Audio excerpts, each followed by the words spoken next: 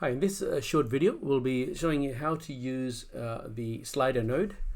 And so the way to add the slider node to your decision tree is how you would do for every other node, which is click the add new node, drag and drop the slider node, and select slider over here.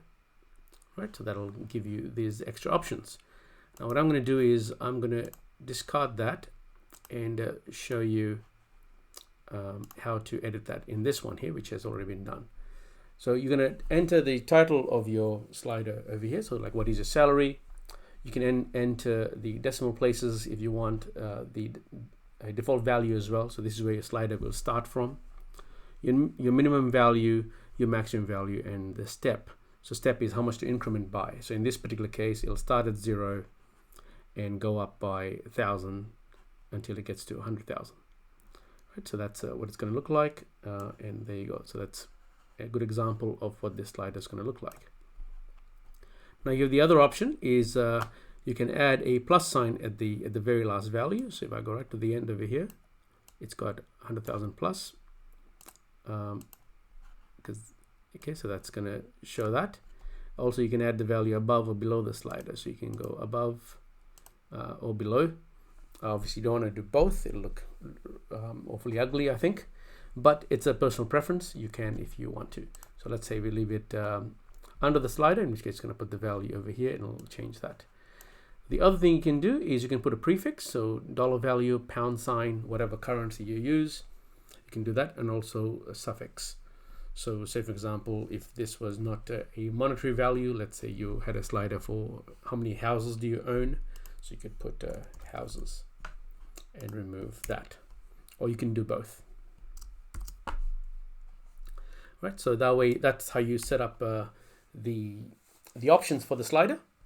The next thing you want to do is, where do you want to save the value to? So if you can see here, I don't have a custom field associated with this, so this value will not be saved in any custom field. So you want to add that, which is always going to be a number field.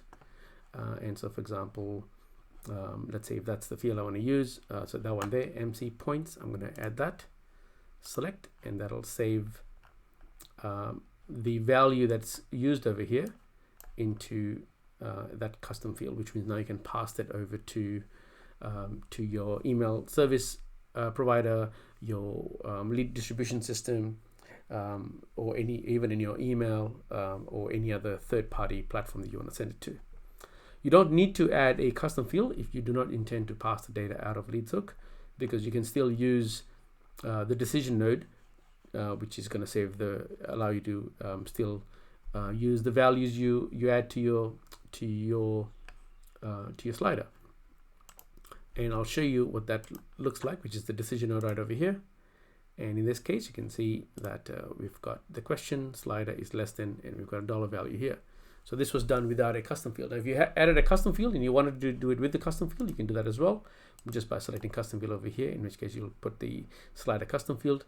Not required in this case, but just to show you that you can go ahead and do that. So in this case, we're splitting people up into people who make less than $20,000 go here, people who make more than 20,000, or everybody else, I should say, ends up in this specific this path here. And that is how you create the slider with these options, and also a little bit of extra tutorial on decision nodes on what to do. Thank you, and bye for now.